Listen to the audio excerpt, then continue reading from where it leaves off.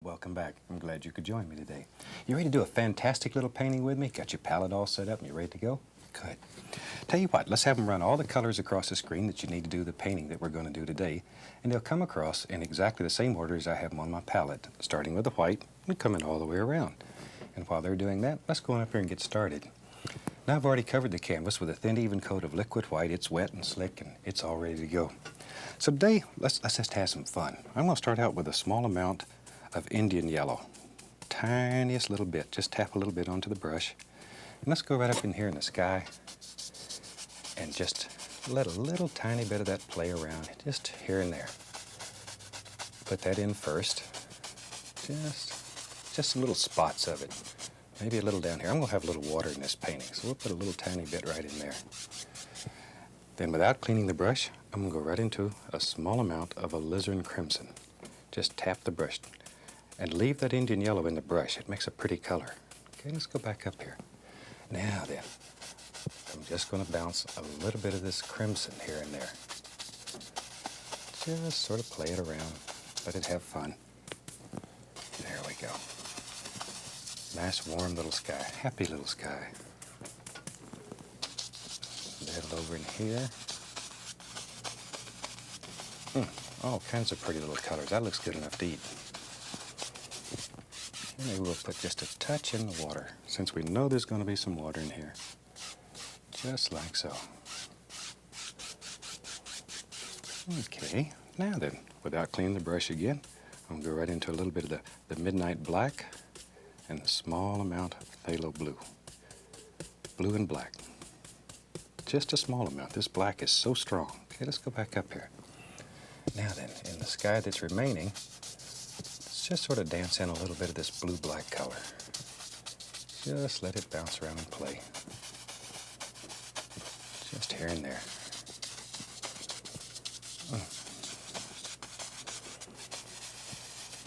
Okay. Wherever you think it ought to be, that's exactly where it should be. Okay, use that same color, blue and black. And let's finish up our water area. Now water, unless it's moving, is always flat. It's level. So try to keep these strokes as straight as possible. It'll make your water look better.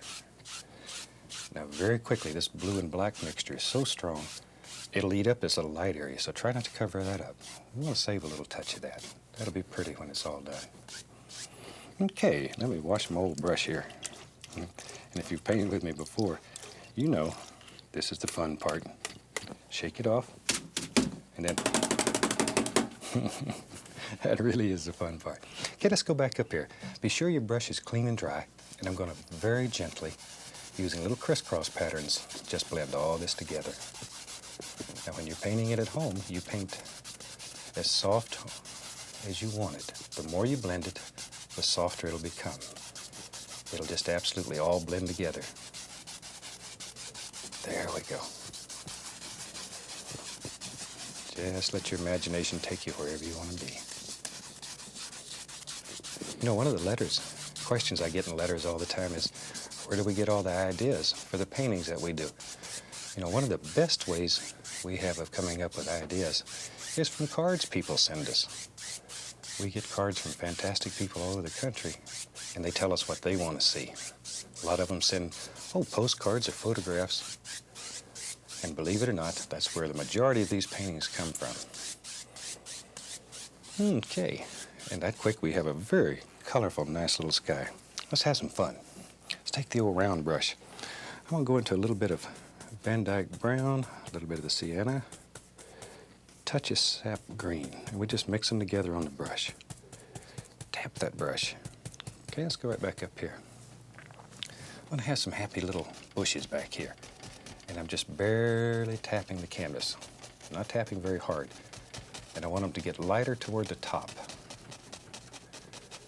Just make a decision what you think your bushes ought to look like and drop them in.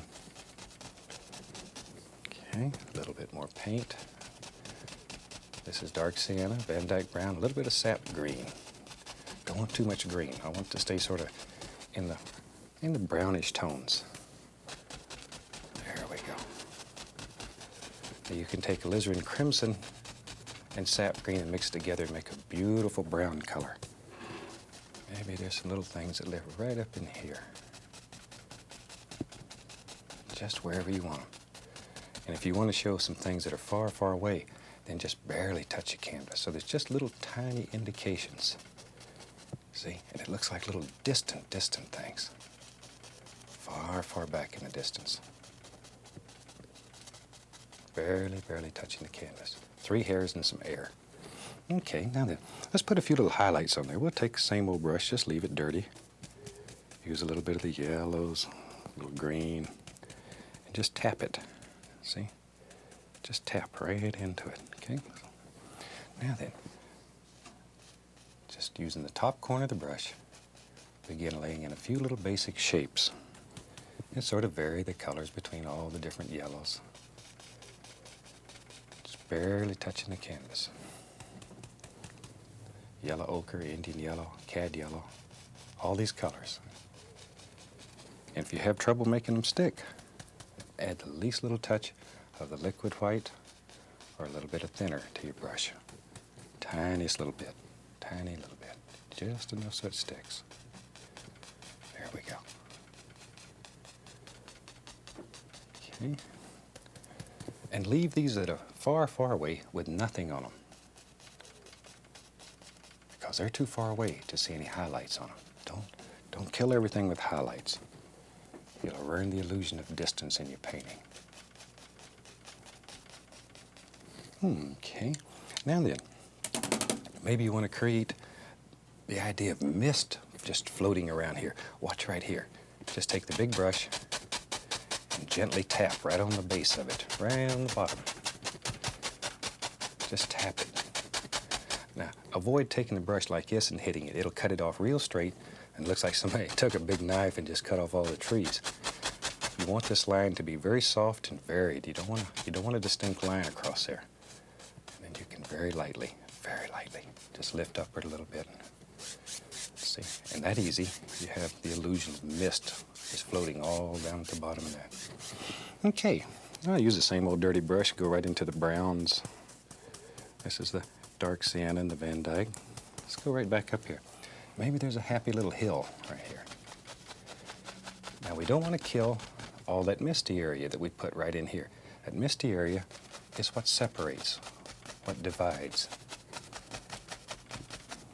Okay, all we're doing now is putting down a base color so our next color will show up. You need the dark in order for light to show. You knew that. All right, while I have this color on my brush, I'm going to pull a tiny bit of it down. This will create the illusion of a reflection. Straight down. Be sure it goes straight down. Just like that. And then very lightly across. And it gives you the indication of water. That easy. Now, same old brush. Hadn't cleaned it yet. Going right into some of the yellows and the green. And just tap that brush. See? Tap it. Like that. All right, come on back up here. And let's come right in here and drop in some highlights. Right on top of that dark. Now, just like before, if you have problems making it stick, add a little bit of the liquid white or a little bit of thinner. Thin paint will stick to a thick paint, and the base colors that we use are very, very firm. And here and there you can even take a little bit of the red color. Look at there. Isn't it pretty? And just drop in a few little things like that.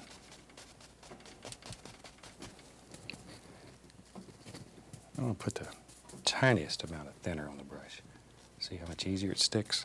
Even though my yellows are a little bit thinner than the other colors, sometimes when you have several layers, you want it really thin so it'll stick right up there. Okay, that gives us a nice little background to play with. And if you wanted to, you could even pull a tiny bit of that highlight color right down into the reflections. Like so. And I'll use another brush. This one's clean, and pull it down. This is a clean, dry brush. And go across. See how it reflects all those colors right into the reflections? All right. Now, let's take the knife, and I'll use a little bit of brown here. A bit of the Van Dyke brown. Pull that paint out as flat as you can get it. And then just cut across. So you have that little roll of paint right out on the edge of the knife. Okay, let's go up here. Now then, I'm just going to put, just by rubbing it back and forth, put the indication of a little bit of land back here. Need something for all these little grassy things to set on. Don't want them to fall off in the water and make a big splash. There. There we go. And you can take that same brown, add a little titanium white to it. And with that, make a little touch of highlight color. Just like so. Okay, I'm going to take a little of the liquid white, pull it out very flat. Okay, then cut across it. Okay, can you see that? See, cut across. That gives you a little tiny roll of paint right on the knife blade. Let's go up here. Now then, go straight into the canvas and act like you're trying to saw a hole in it. Just really get tough with it. And that cleans up the bottom of your land, puts a little water line there, and creates, once again, the illusion of distance in your painting. Keep these lines basically straight. You don't want your water to run out on your carpet. All right. Now we can take a clean knife and just scrape in the indication of a few little trunks and twigs and little things like that here and there. No big deal, wherever you want them. Okay, time to have some fun here. Let's go back to our round brush. I'm going to go right back into the browns. This is a dark sienna, the Van Dyke brown. A little bit of the sap green we'll throw in there too. Really tap that brush firmly. We're going to get it loaded up. Okay, let's go up here. Now then, maybe, yep, there is now. Now I'm really hitting the canvas quite hard. You can probably see it bending. I'm hitting it so hard. There. Really sock it in there. Maybe there's a huge, yeah, let's have a big tree that lives right here. And he just hangs right out over like that. Look at that. Look at that. Maybe right on about here. Wherever. You make a decision. Wherever you want your tree to live, that's where he lives. Trees are one of my favorite things to paint. I think they're so beautiful. Okay, let's really get crazy today. Maybe, yep, maybe there's a happy bush that lives right there. And he's got a friend named Clyde that lives right there. So you make up little stories when you paint. It really helps. You don't have to be crazy to do this, but it does help. There. See, when you put on your painter suit, you can get away with anything because everybody thinks us painters, you know, are a little weird. So we can do anything. And in your painting, you paint things that make you happy. You create your own visions, your own world. A lot of the letters that I've received, people want to know, what did I do before I became a painter? And I spent half my life in the military. I worked in the hospital, in the military. And I would come home from work and I would paint. For over 20 years I would do that. I'd come home and paint because on this canvas, in this canvas I could have total freedom. Nobody told me what time to be at work and what kind of world to make. Here I could make any kind of world that I wanted. Any kind of world. Let's put a big tree right here. Sometimes I talk too much when I should be painting. There we go. But being in the military for half my life allowed me to see parts of the world that I would have never seen. All the way to Southeast Asia and back. And it introduced me to my favorite place in the world, Alaska. And that has some of the most beautiful scenery. If you ever get a chance to go there, if you haven't been, you really should take a trip. You'll see where a lot of the scenery that I paint comes from. And you may be like me and won't leave. I just bought a house and stayed there. Okay, there we go. Well, I'm sitting here talking so much I about covered up the whole canvas, so why don't we? Let's just go ahead and fill all this in. Sometimes I get carried away, as I say, when I'm talking. Don't know when to stop. Okay. And this is still just the dark sienna, the Van Dyke brown, and a little tiny touch of sap green, not much green. And when you're using a brush this big, it doesn't take but a few minutes just to cover it all up. But you can also begin laying in some basic shapes and some basic ideas. You can see them all in here. And at this point, you're not committed because you could put this part on, well, in all honesty, you could put it on with a paint roller. We might have a whole new way of painting if we did that. Okay, now you can sort of look at the shape of some of these trees. I think I'll make this one a little bigger. Shoot, we've covered up most of the canvas already. Why not just keep going with it? There we go. All that beautiful background we worked so hard on, we just covered it up. Let's take an old fan brush, and I'm gonna go right into the Van Dyke brown. Load that brush full of paint. Both sides. Okay, now watch. I'm gonna take one side and go through white. See? Went through both sides with Van Dyke brown and then one side with white. So I've got white on one side, brown on the other. There we go. Let's go up here. Now then, let's take and right here, touch, and give it a little pull. And by double loading the brush, we have both sides of the tree trunk at one time.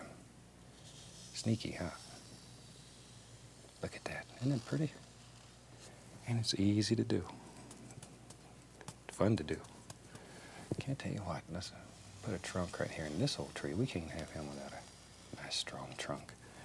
And when you're doing these trunks, all trees don't become telephone poles. So make some of them with little crooks and bends, and it makes your painting more interesting. See? Put little bends in it. Really will brighten up your painting. Make it look more natural. Spend some time looking at trees. You know, I go out in the woods and I hunt with a camera. Well, I just shoot them dead with a camera. And then you save these photographs, and you can take a tree out of one photograph and maybe put it with another photograph that has a beautiful sky. You can combine these things. Okay, I'm going to take a little bit of paint thinner and go right into some bright red.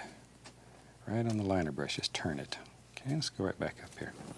Maybe on this tree, I'm going to take a little bit of this red and just come right down the edge. Zoop.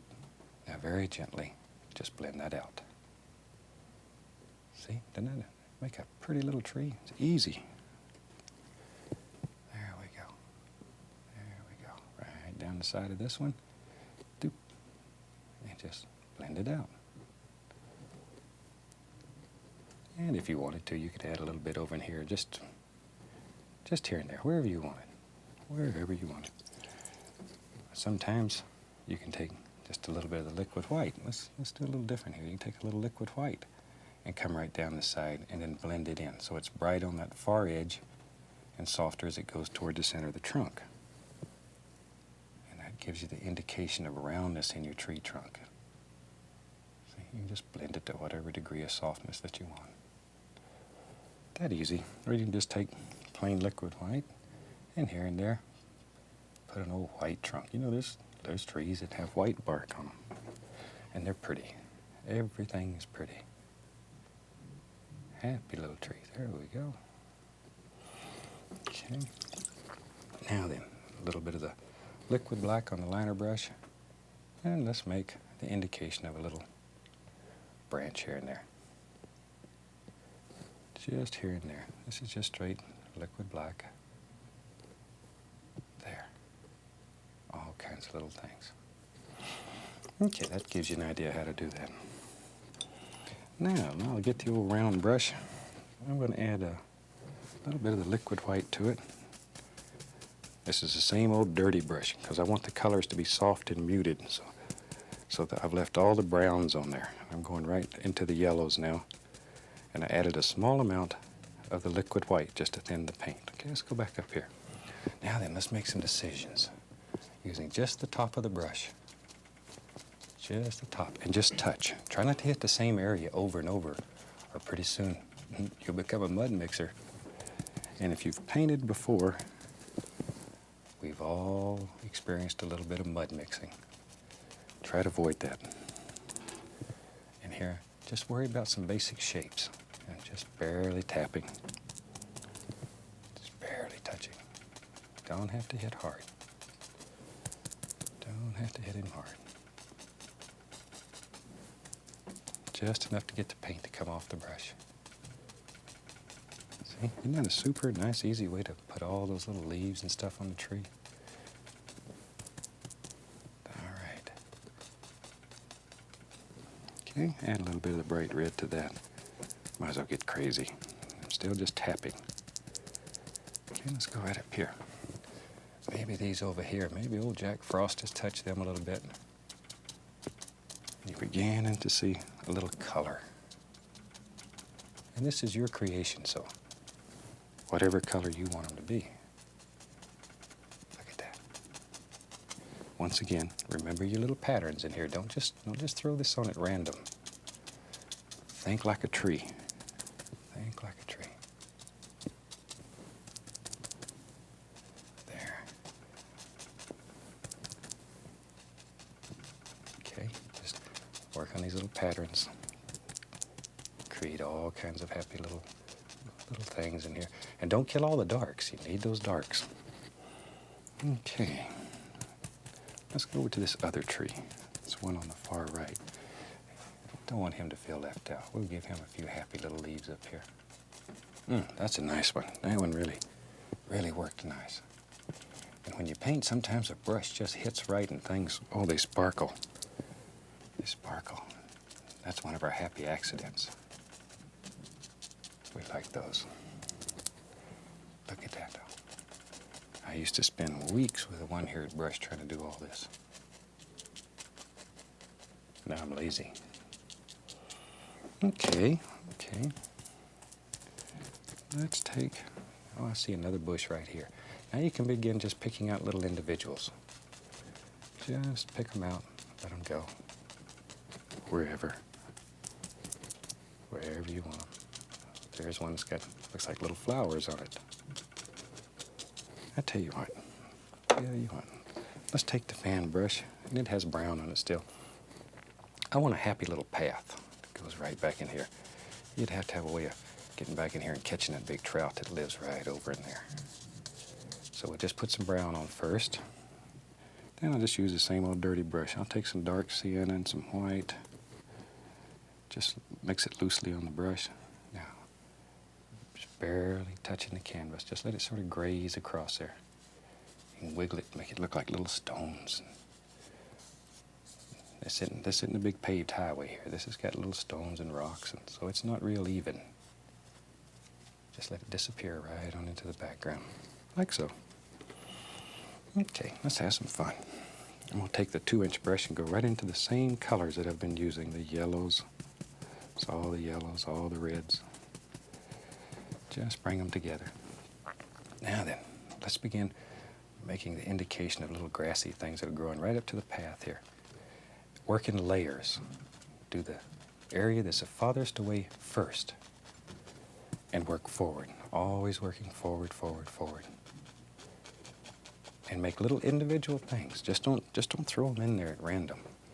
See, you could even make your bush right here. See, just like so. Don't paint all of them. Leave some of them dark. Okay, look at here. Just going to add a little more green to that. This whole big brush, you can just tap in all kinds of beautiful, beautiful little highlights. Like so.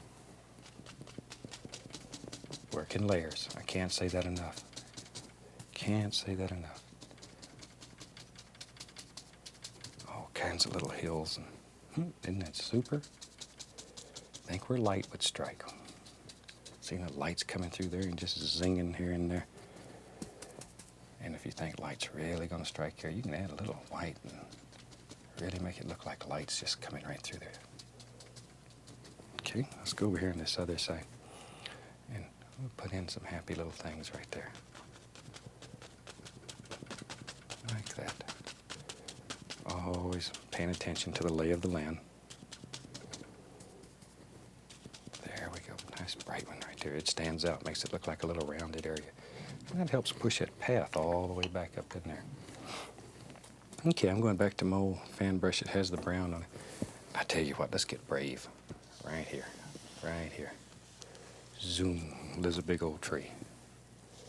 And he's got a friend right there.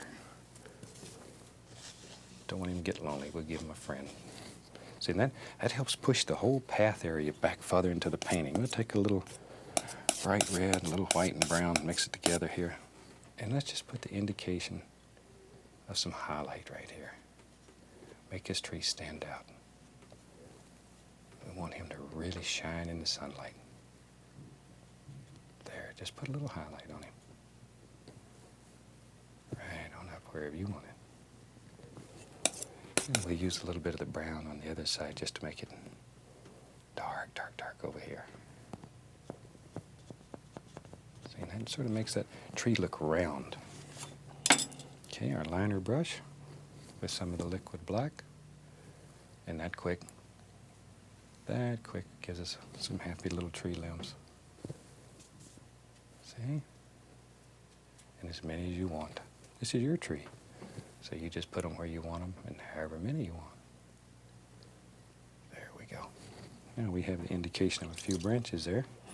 Let's take the old big brush. We'll go right into some sap green and some of the yellows. And let's go right up here. And then you can put the indication of some nice little leaves that live right out here. Just like so. Look at there. And that's all there is to it. Just drop them in.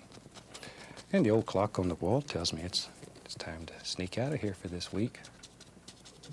So with that, I think we'll call this painting finished. I look forward to seeing you again. Happy painting. God bless.